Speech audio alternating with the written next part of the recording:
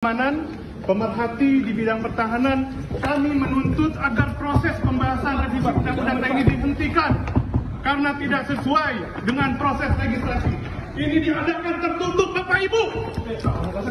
Pada Sabtu sore, perwakilan Kontras mendatangi ruang rapat Komisi 1 DPR RI di salah satu hotel ini. Perwakilan Kontras mencoba untuk menghentikan rapat yang sedang berlangsung sambil membawa poster bertulisan kritik dan surat terbuka kepada DPR. Kontras menilai lokasi rapat di hotel dan dilaksanakan secara tertutup sebagai upaya menyembunyikan pembahasan dari masyarakat. Kontras berpandangan intensitas rapat yang tinggi dan terkesan terburu-buru menunjukkan niat DPR dan pemerintah untuk segera mengesahkan RUU TNI.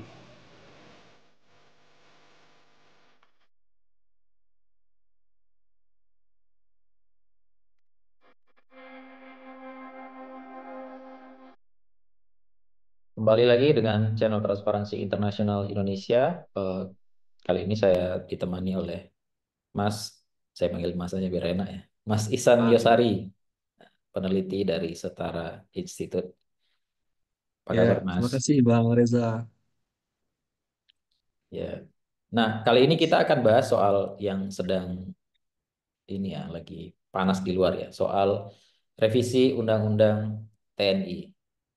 Nah, ini Ya, menjadi pembahasan yang saya kira bukan cukup lagi ya, sangat menarik ya di tengah situasi sedang panas-panasnya. sedang panas, situasi politiknya nggak lagi panas, Ya, situasi ekonominya juga kemarin kita lihat makin turun gitu, dan pemerintah dan DPR kayaknya tidak akan berhenti nih kayaknya untuk membatalkan revisi Undang-Undang ya, TNI. udah mau paripurna malah. Sudah mau paripurna hari ini kan ya? Atau besok? Besok ya? Hari Eh, Kamis ya? Kamis Jumat, Kamis mungkin kalau nggak salah. Ya. Nah, pertama mungkin saya mau nanya dulu nih soal, tentu saya ya backgroundnya bukan yang biasa meneliti hal-hal militer kayak gini ya, keamanan gini, tapi teman-teman yang bergerak di sektor keamanan, pertahanan keamanan mungkin lebih paham ya soal peran TNI di ranah sipil ini kan sebenarnya sudah lama ya. Jadi kalau kita mundur lagi ke belakang, misalnya TNI itu ngurusin pangan gitu loh. Jadi ngurusin Ya, jagung, ngurusin singkong. Terakhir dia ngurusin beras. Walaupun kemudian mundur ya. Di Rut Bulognya ya, kan TNI aktif itu. Lalu kemudian betul masih aktif. aktif dan kemudian terakhir dipindahkan ke Mabes ya Dia sebagai ke staf. staf sus Panglima kalau Ya. nggak salah. Nah, ini gimana Mas Ihsan melihat sebenarnya eh, apa yang membuat militer ini begitu apa di di di ranah sipil begini ya, mengurus hal-hal yang terkait dengan pangan seperti tadi. Urusannya apa dengan sektor pertahanan? Ini pertanyaan ini ya, pertanyaan yang Iya, iya, mungkin iya. publik perlu, kenapa begitu gitu. Iya, mungkin ini jawabannya separuh konseptual, separuh sejarah ya, Bang. Hmm. Jadi pertama gini, memang dalam konteks reformasi sektor keamanan, terutama dalam hal ini revisi Undang-Undang TNI kemarin, persis sebenarnya substansi yang dibahas di RUU TNI sekarang itu mirip atau bahkan sama dengan yang dibahas 20 tahun lalu ketika RUU atau Rancangan Undang-Undang TNI tahun 2004 akan dilahirkan. Karena dalam berbagai RDP yang ada risalahnya itu, perdebatan ahli dan anggota DPR Komisi 1 ketika itu banyak juga membahas soal penempatan TNI pada jabatan sipil. Jadi kasarnya pasca 20 tahun ternyata isu reformasi TNI masih membahas hal yang sama dengan tahun 2004 lalu. Makanya ketika beberapa hari lalu tokoh-tokoh yang sama di isu yang sama di tempat yang sama itu membahas hal yang serupa sehingga respon dari mereka kebanyakan sangat menyayangkan itu karena tidak bergerak maju gitu. Padahal pada saat yang sama dinamika ancaman yang sering digembor-gemborkan oleh TNI itu selalu dinyatakan berkembang. Tetapi respons dari pihak TNI justru kembali ke 20 tahun lalu. Itu yang pertama. Kemudian yang kedua, kenapa misalnya banyak TNI eh, apa ya, seakan-akan berhasrat gitu ya untuk kembali menjamah ranah sipil gitu. Pertama, mungkin ini tidak bisa dihindarkan dari residu Orde Baru.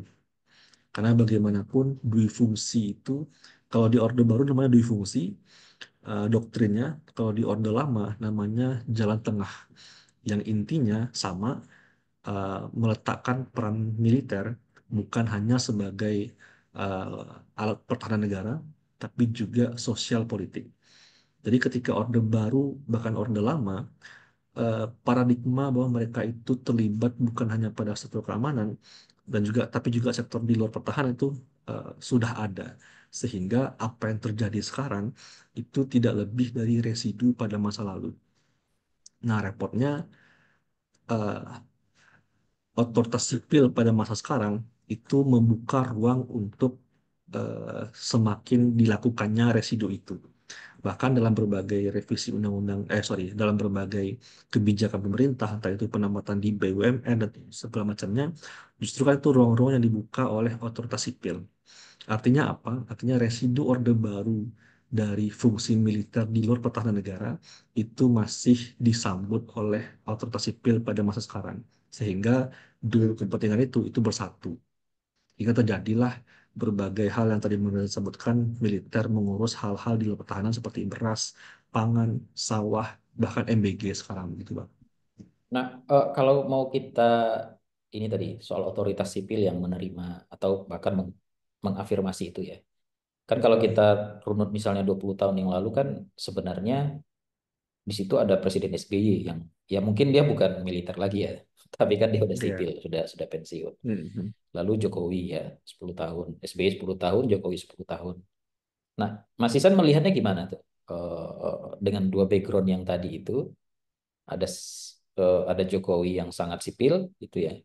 Kema- Mhm. wah, ba- ke- tapi ada yang bilang dia malah ke militer-militeran ya, kadang kadang di atas kapal perang. Jadi Mas Yan melihatnya gimana tuh soal apa afirmasi sipil terhadap militer itu di dua rezim itu? Yang mana yang lebih mencolok ya sebenarnya ya dari kalau kita bandingkan ya. Kalau Mhm. Prabowo kan kita baru mau mulai ini sudah terlihat seperti itu. Baru Nah, baru memulai tapi sudah tapi banyak sudah kasusnya itu. iya dan dimulai dari merubah undang-undang TNI-nya. Nah, Ya. gimana tuh Mas Isan melihat dua rezim sebelumnya itu terhadap Eh, dalam ini? konteks SBY, saya melihat dia semacam punya kewajiban ya atau tanggung jawab moral untuk memastikan reformasi itu masih berjalan. Kenapa? Karena dia menjadi atau menjadi bagian dari otak reformasi TNI itu. Karena dia bagian dari tim reformasi TNI di ABRI pada masa itu. Sehingga ketika yang bersangkutan misalnya pada masanya eh, membuka ruang-ruang keterlibatan militer dan sipil, maka itu akan sangat mencederai integritasnya.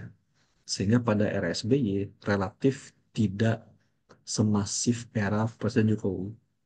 Bahkan potret bagaimana Presiden SBY menjaga integritas reformasi militer itu kan diantaranya juga terlihat melalui anaknya yang ingin maju ke kontestasi pilkada di Jakarta itu mesti mundur dulu gitu.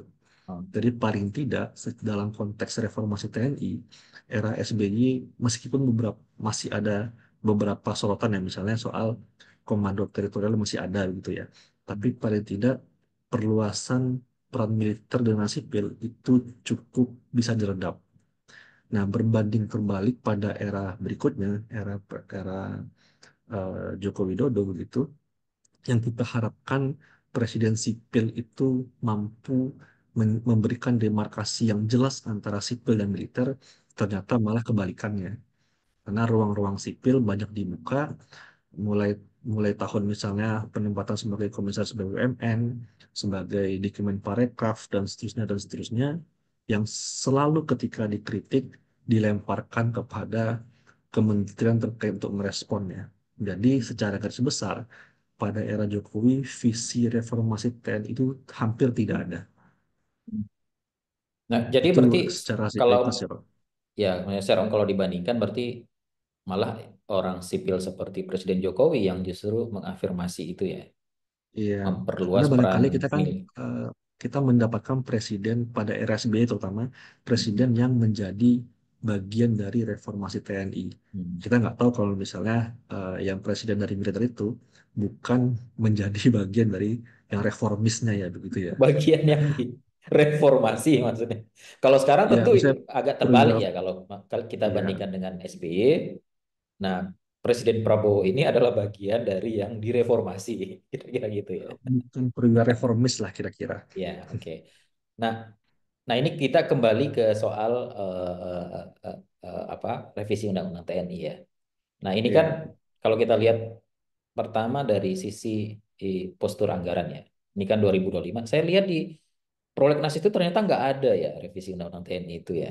Prolegnas prioritas ya, yang 41 itu tidak ada. mm-mm, Tapi ya. ternyata di bulan Maret itu dikebut. Nah, ini prioritas sebenarnya, tapi tidak masuk di situ ya. Mungkin untuk meredam itu juga mungkin ya. Itu kecurigaan kita. Nah, ini kembali ke soal anggaran. Ini kan anggarannya paling besar ya dari Ya. seluruh kementerian lembaga. Kemenhan itu paling gede dan tidak dipotong ya. Tidak ada efisiensi di situ. Angkanya 166 triliun ya. Nah, Mas Isan lihat nggak ini dengan postur anggaran yang sebesar ini, mungkin kalau kita lihat dari sisi eh, yang tadi disebut reformasi TNI, apa sih yang mau dilihat dari situ ya? Kan kalau anggaran itu kan mesti jelas ya, itu apa, apakah mau beli tank, mau beli pesawat atau apa gitu. Gimana Mas Isan melihat ini secara umum aja ini soal anggaran yang besar ini, Iya, lalu ini cermin tata kelola sektor pertahanannya gimana? eh, dalam konteks ya, aspek anggaran, memang dalam beberapa advokasi teman-teman belakangan, termasuk Setara, aspek anggaran ini selalu termasuk yang disoroti. Pertama, karena berkaca pada aspek transparansi dan akuntabilitasnya. Karena misalnya ketika kita selalu mendorong penguatan alutsista, tetapi justru yang kerap kali kita mendapatkan informasi justru alutsistanya berbasis hibah bekas gitu ya. Hmm. Tapi sementara alokasi anggaran yang diberikan untuk pertahanan itu paling besar. Nah, kalau dalam konteks itu kita cenderung melihat jangan-jangan alokasi anggaran ini banyak habisnya untuk aspek manajerial lah kira-kira. Sehingga meskipun sebanyak itu, tetapi tidak begitu signifikan untuk penguatan pertahanan dan kualitas alutsista. Tapi justru banyak habis di aspek manajerial, administrasi, gaji, dan Investasi. seterusnya begitu. Nah, makanya eh, ketimbang misalnya apa namanya dalam beberapa kebijakan yang didorong, misalnya soal komponen cadangan atau soal pendirian komando teritorial, kan ada wacana pendirian komando teritorial di seluruh provinsi. Begitupun juga dengan pembentukan Komcat begitu ya. Nah, dari dulu sering disebutkan oleh koalisi termasuk Setara, lebih baik tidak usah melakukan hal-hal seperti itu, tapi fokuskan semuanya untuk penguatan pertahanan, termasuk juga misalnya kesejahteraan prajurit begitu. Karena sangat tidak efektif dan juga tidak efisien, karena ketika membangun satu kementerian teritorial, Kodam, otomatis seluruh struktur ke bawahnya itu juga mesti dibentuk. Nah, alhasil lagi-lagi alokasi anggaran akan banyak habis ke manajerial ketimbang penguatan alutsista gitu. Nah, Jadi ini kalau aspek sekali lagi aspek keuangan atau alokasi anggaran di pertahanan itu memang banyak yang tidak barangkali tidak sesuai kebutuhan gitu ya dalam tidak konteks jelas juga pertahanan mungkin negara Pak. gitu. Maksudnya datanya juga ditutup kali ya. Hmm. Teman-teman pernah dapat nggak itu apa? Ini rencana Kementerian Pertahanan terhadap setiap tahun itu seperti apa? Apakah kita bisa cek gitu? Saya sih belum cek ya. Oh, saya kurang kurang kalau Hmm. kami kalau Setara terutama itu kurang memperhatikan yang seperti itu Bang. Tapi sering yang disoroti itu kasuistiknya. Misalnya pembelian pesawat bekas gitu, tank bekas gitu. Nah, dalam konteks itu maka menjadi pertanyaan, wah kenapa bekas gitu? Padahal alokasi anggarannya besar tuh, Besar. kemana gitu? Hmm. Atau kemudian misalnya ketika isu-isu kesejahteraan prajurit mencuat misalnya, tapi kemudian di sisi lain ada kebijakan pendirian komando teritorial, Komcat, lagi-lagi kebetulannya kan loh katanya anggarannya kurang, kok malah bangun struktur baru gitu. Jadi banyak kesana yang disoroti dalam konteks keuangan anggarannya gitu. Nah, ini kalau kita lihat misalnya kita baca lagi nih apa visi misinya Prabowo ya sebenarnya itu nggak ada ya. Yang ada di dalam visi misinya Prabowo itu kalau yang kita baca itu yang tadi disebut pertama soal alutsista tadi itu ya modernisasi. Hmm. Ya sebenarnya kalau mau dibandingin kalau alutsista bekas itu modernisasi atau tidak ya. Kemudian ini apa memperkuat tentara di perbatasan itu ada. Tapi yang tadi itu yang disebut apa komando teritorial macam-macam itu kayaknya nggak ketemu saya di dalam visi misi.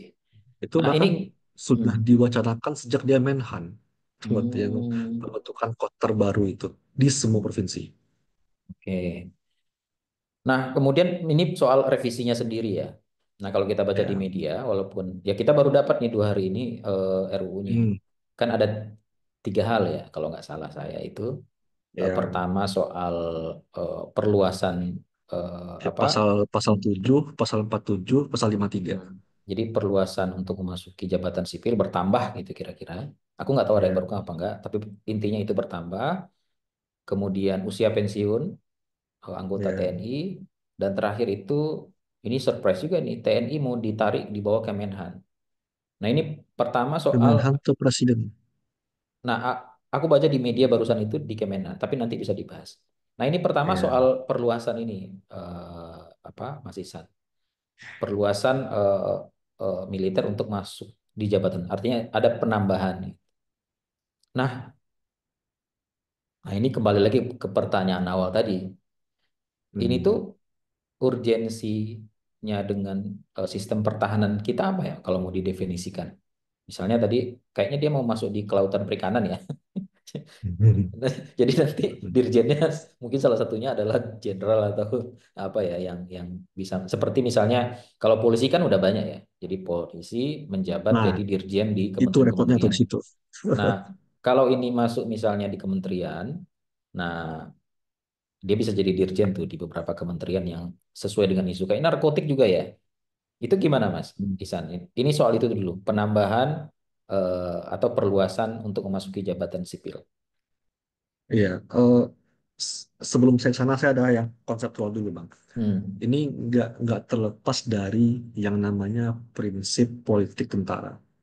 Jadi dulu ada lembaga Propatria itu punya studi ini gitu. Jadi intinya keterlibatan militer dalam berbagai sejarah kemerdekaan itu membuat mereka punya semacam visi atau pandangan politik yang kemudian menimbulkan yang namanya prinsip politik tentara.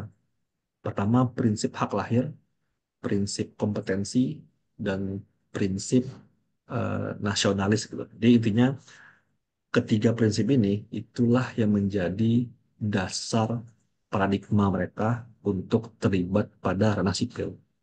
Dan itu diajarkan di pendidikan mereka sampai sekarang kayak gitu. Eh, Diajarkan secara nggak langsung.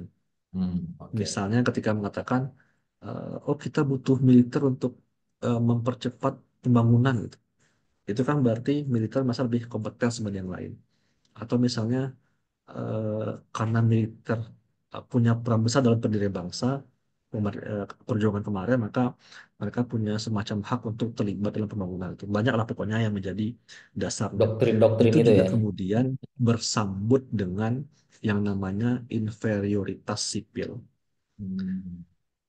Sering kita dengar Mbak Reza misalnya, bahkan menteri atau pimpinan KL misalnya, kita Inferioritas butuh itu berarti eh, sipilnya nih kurang percaya diri gitu ya. betul, Jadi kurang ya percaya diri. kurang percaya Kurang diri percaya di bisa sipil itulah. kurang disiplin ya. Jadi kayak ini Ya, ya mereka apa dianggap bahwa birokrat sipil itu tidak disiplin gitulah kira-kira ya. Jadi ya dia merasa kira-kira begitu. butuh Sehingga butuh eh, prajurit militer di oke dalamnya. sip. Oh itu maksudnya inferioritas sipil akhirnya. Ya, oke, itu yang kondisi konseptualnya. Kemudian ketika masuk ke jabatan sipil, maka sebenarnya hal-hal yang konseptual tadi itu yang dibawa oleh militer maupun dilakukan oleh otoritas sipil terkait itu. Makanya misalnya kalau dilihat di berbagai jabatan sipil itu kan eh, potensial, misal kalau saya berkaca ke undang-undang ASN yang baru ya Bang, di undang-undang ASN baru itu memang disebutkan bahwa acuannya ke undang-undang TNI. Artinya jabatan-jabatan yang ada di undang-undang TNI yang lama itu bisa diduduki oleh TNI menurut undang-undang ASN. Tapi celakanya tidak ada batasan yang jelas sampai di level mana TNI itu bisa menduduki yang ASN tadi. Karena dalam bahasa ASN itu yang bisa diduduki itu meliputi jabatan ASN, jabatan manajerial, dan non-manajerial. Nah, yang menjadi kegelisahannya adalah ketika potensi migrasi terjadi. Jadi kalau dilihat kan banyak tuh eh, perwira non-job ya. Nah, ketika tidak ada batasan di suatu KL untuk bisa mereka duduki dari level mana sampai mana, maka potensialnya bermigrasilah perwira non-job itu ke jabatan ASN terkait.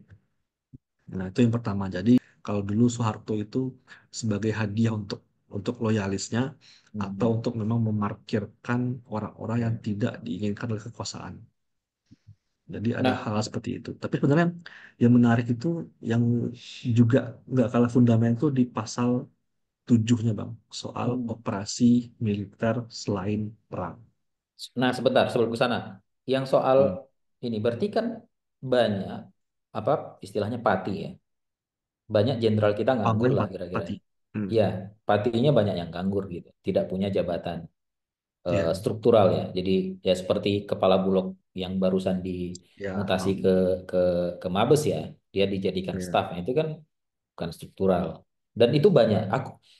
Itu benar nggak data yang saya lihat di postingannya eh, apa Pak Made Supriyatna ya, itu dia ngambil Ah. dari jurnal salah satu dosen Kemenhan yang sedang menguji Oh, RUT yang apa mengajukan. Undang-Undang TNI Ya. ke MK yang soal Hmm. mungkin datanya mungkin data lama tapi masih 2024 itu memang banyak sekali di level Pati itu yang apa istilahnya Iya. sudah overload gitu lah kira-kira. Iya. Berarti itu bisa Bahkan, dianggap ya memang faktanya itu ya. Itu nggak bisa hmm, dibantah karena itu data ya. iya, bahkan kan itu juga udah disampaikan oleh waktu era Jokowi terakhir kan juga disampaikan oleh Luhut begitu bahwa Hmm. perlu militer ke jabatan sipil karena banyak perwira non-job. Itu kan sudah lama Hmm. gitu Bang. Berarti alasannya ya udah pasti itu ya salah satunya ya. Ya. Oke.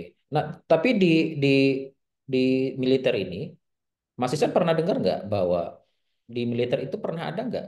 Kalau di birokrat sipil itu kan, yang seingat saya itu misalnya di Kemenq itu pernah ada kebijakan untuk pensiun dini. Jadi nanti ada kebijakan pensiun, nanti akan dibayarkan ini segala macam. Intinya dipensiunkan. Nah, apakah di militer itu pernah terjadi itu pensiun dini itu kebijakan semacam ini? eh Misalnya kalau kita berkaca ke data yang sempat disampaikan oleh Al-Araf waktu di RDPU dengan Komisi 1, yang data itu mengutip data Babinkum ketika di Lemhanas, yang angka 2.500 prajurit militer di jabatan sipil. Hmm. Itu angka yang kemudian disampaikan dan juga udah di Kompas waktu itu sehalaman penuh mengulas itu gitu. Nah, dalam konteks itu kan sebenarnya tercermin bahwa ada ketidakpatuhan terhadap Undang-Undang TNI. Karena di Undang-Undang TNI pasal 47 ayat 1 spesifik untuk bisa menduduki jabatan sipil maka harus mengundurkan diri atau pensiun dini Pensiun dari dini ya. dinas aktif Iya, keprajuritan kemelit. gitu, Ya. kemiliteran. Nah, tetapi ternyata ketimbang apa pensiun dini atau mengundurkan diri, justru mereka ya hajar aja gitu, nggak perlu Enggak, mundur. Nah, akibatnya sorry, kan maksudku teman-teman pernah dengar nggak ada kebijakan itu secara masif ya, seperti di biro di apa di ASN ya. Berarti hmm, nggak ada ya, berarti ya di militer ya. sejauh ini yang beberapa kali yang kita kritisi, bahkan sekarang yang sekarang pun Letkol Teddy nggak mundur Hmm. juga.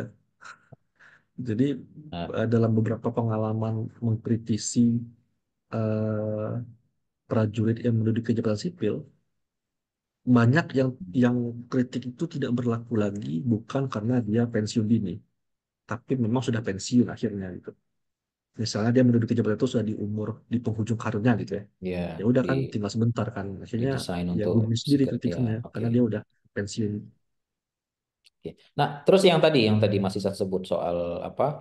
Perluasan Yang kewenangan. oh, Ya. ya ini kan soal jadi kan di TNI itu bentuk bentuk operasi pertama itu kan dua. Satu Mhm. operasi militer untuk perang, kedua Mhm. operasi militer selain perang. Nah, Selain operasi perang. pasal 7 ayat ayat 2 gitu ya, Hmm. yang untuk OMSP ini.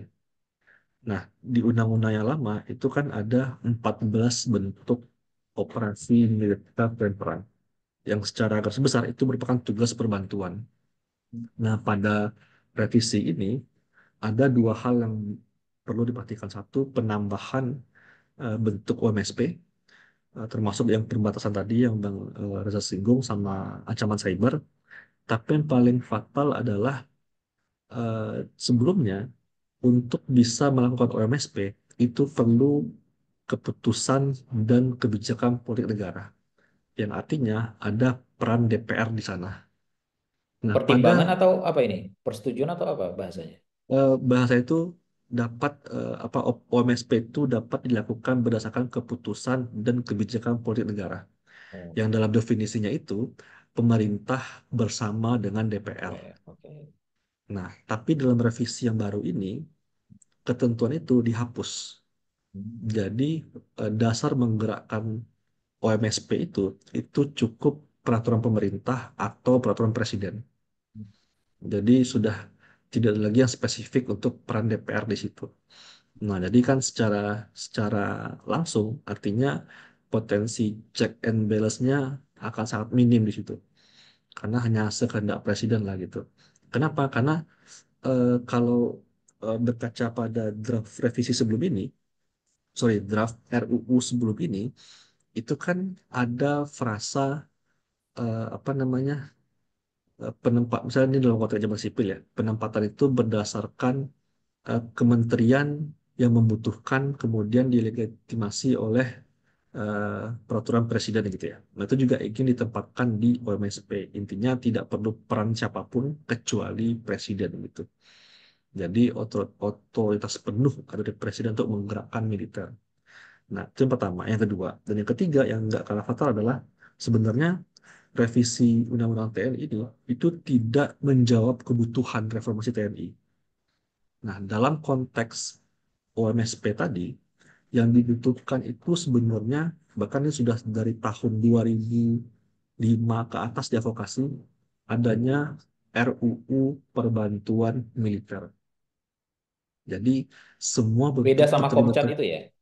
beda-beda. Ini Oh, beda ya. Oke. perbantuan ini misalnya kan di OMSP itu ada militer, perbantuan militer ke Pemda, perbantuan militer ke TNI Polri, perbantuan militer dalam anti terorisme gitu ya. Kan banyak perbantuannya. Nah, pengaturan lebih rinci mengenai perbantuan itu semestinya dalam berbagai advokasi yang dilakukan dibentuk suatu undang-undang baru yang membahasnya agar semuanya jelas batasannya, misalnya dalam level seperti apa militer terlibat, kapan rentang waktunya, siapa bertanggung jawabnya dan seterusnya gitu. Karena selama ini perbantuan itu salah atau keliru filosofinya. Filosofi yang diharapkan untuk reformasi TNI adalah ketika otoritas sipil terkait itu sudah tidak mampu lagi menanggulangi persoalan yang terjadi, sehingga dibutuhkanlah peran militer, perbantuannya, last resort artinya. Tapi Syaratnya dalam ketat konteks lah sekarang, kira-kira ya. dari awal terlibat. Iya, oke. Nah, ini berarti dipermudah ya. Jadi ada afirmasi, lalu dipermudah prosesnya, tidak perlu persetujuan apa dari DPR, ya mengurangi lagi tuh apa Hmm, sipilnya makin berkurang, lalu apa semua bidang bisa masuk. Jadi ya, apa kira-kira kalau butuh ya. peran Intinya dari ya militer. filosofi perbantuan itu memang yang perlu disoroti karena Oke. perbantuan yang dipahami sekarang terlibat dari awal, Harusnya bukan dia last dibagi. resort. Oke. Nah, kemudian ini kita eh, ngomongin soal masa depan TNI ya.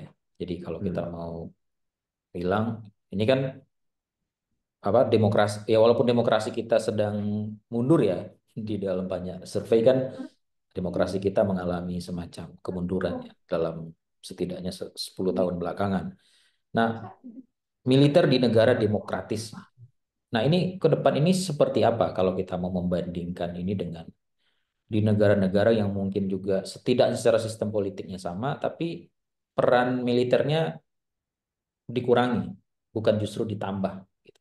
Iya, Apalagi harapannya gitu merambah juga di, kita. apalagi ini merambah ke tidak hanya apa, tapi merambah ke urusan-urusan sipil. Itu ada tidak kita bisa membandingkannya dengan negara-negara yang mungkin contoh yang buruknya mungkin ya ada mungkin di Asia yang saya dengar itu misalnya di Myanmar itu. Nah, kalau kita mau bandingkan dengan negara yang mungkin jauh lebih baik dari kita ya, dari sisi demokrasinya maupun dari sisi peran militernya, itu kira-kira negara apa ya? Ada tidak teman-teman melihat eh, membandingkan itu? Kalau mengenai perbandingan sebenarnya agak eh, susah, susah gampang, Bang. Ya. Karena misalnya kalau berkaca ke berbagai literatur mengenai militer dan politik di Indonesia, itu seringkali eh, militer tuh menolak konsep perbandingan dari luar. Ini kalau berkaca ke literatur ya, Hmm. misalnya ketika isu-isu human rights, isu-isu apa namanya kebebasan segala macam itu dalam berbagai literatur itu agak sering muncul dianggap tidak sesuai dengan falsafah bangsa, gitu. Jadi saya pribadi pun juga kurang banyak memperhatikan soal perbandingan secara rinci ya. Tapi yang bisa saya respons paling tidak mengacu kepada hubungan sipil militer dulu. Karena saya pikir ini konsep yang universal, di mana kalau negara-negara demokratis itu hubungan sipil militernya bagus, maka secara serta-merta baguslah aspek-aspek reformasi militernya. Ini konsep universal dari Huntington. Pertama, uh, dia membagi hubungan sipil militer itu dua. Uh, kon- kontrol sipil subjektif sama kontrol sipil objektif. Dua itu aja. Subjektif civilian control, objektif civilian control. Jadi ketika hubungannya itu objektif, kontrol sipil objektif, maka otoritas sipil terkait itu pasti akan memastikan atau berkontribusi untuk memberikan otonomi kepada militer dalam arti tidak mencampuri urusan militer dan memberi demarkasi yang jelas antara militer dan juga di luar militer. Itu yang hubungan yang ideal gitu ya. Tapi kalau dia subjektif, maka otoritas sipil terkait akan berupaya gampangnya menggoda-goda militer untuk terlibat dalam urusan di luar pertahanan. Atau dua aja, militerisasi sipil atau menyipilkan militer. Karena kalau kita lihat berbagai pelibatan militer di luar pertahanan, di sawah, di pangan, di MBG, itu kan dua perspektif tuh. Entah kita ingin membuat militer kita seperti sipil, atau kita ingin membuat semacam kultur komando di sipil kita, gitu. Hmm. Nah, ini bentuk-bentuk kontrol sipil subjektif yang kalau dalam berbagai negara itu ada seperti ini, maka reformasi militer mereka terganggu di situ, gitu.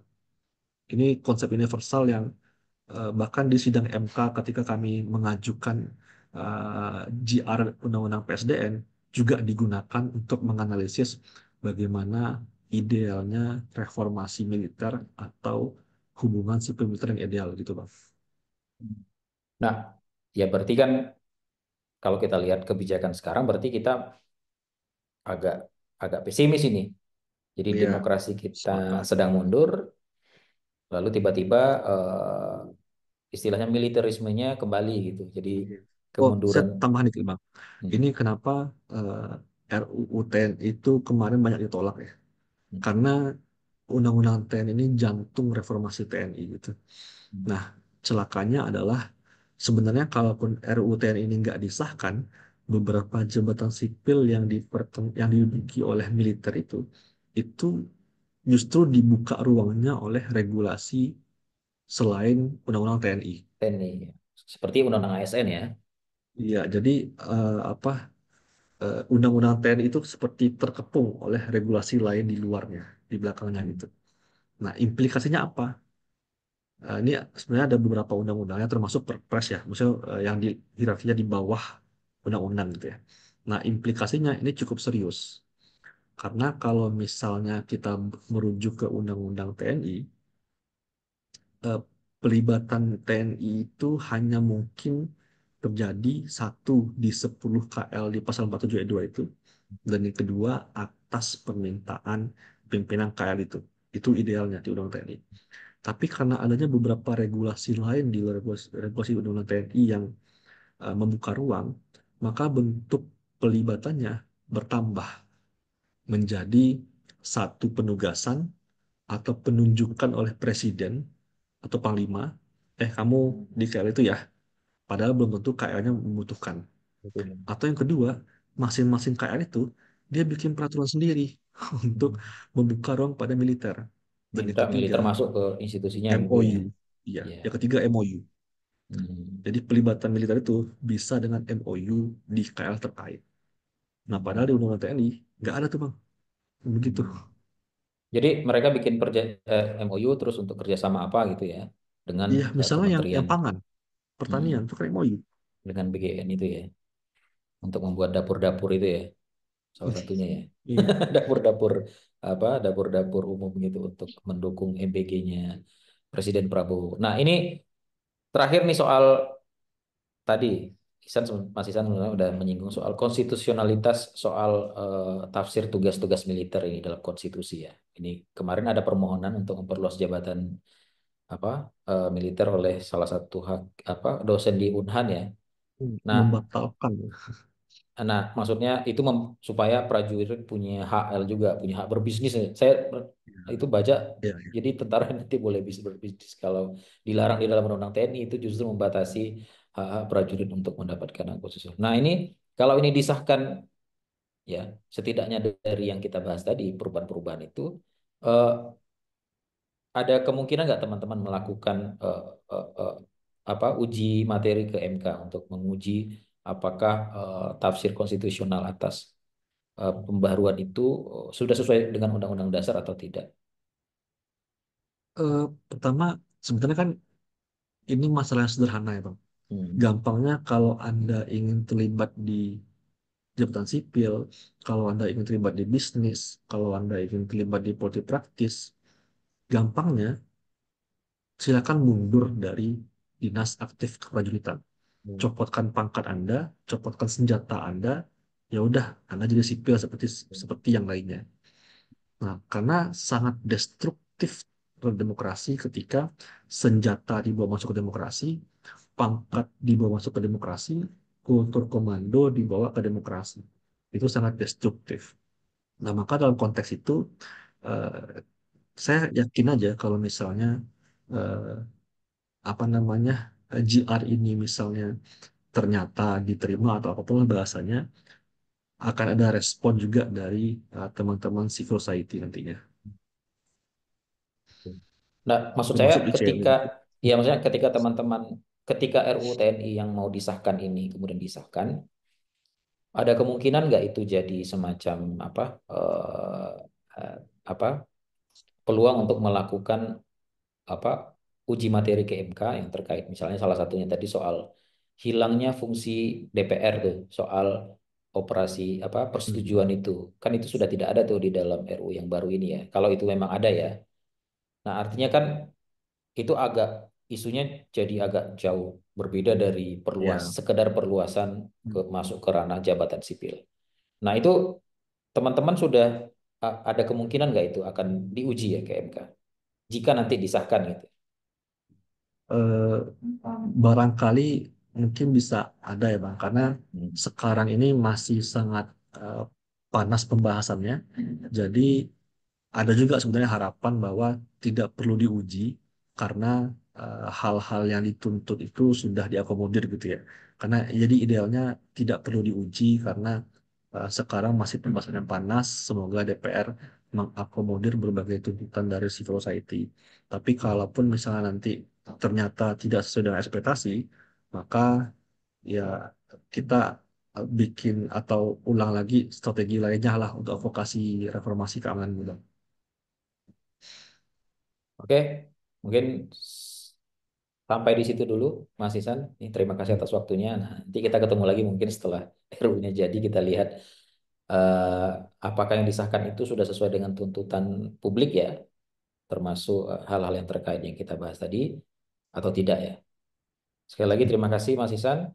Kita Sama-sama kembali Pak Reza. lagi ya, kita kembali lagi di episode berikutnya.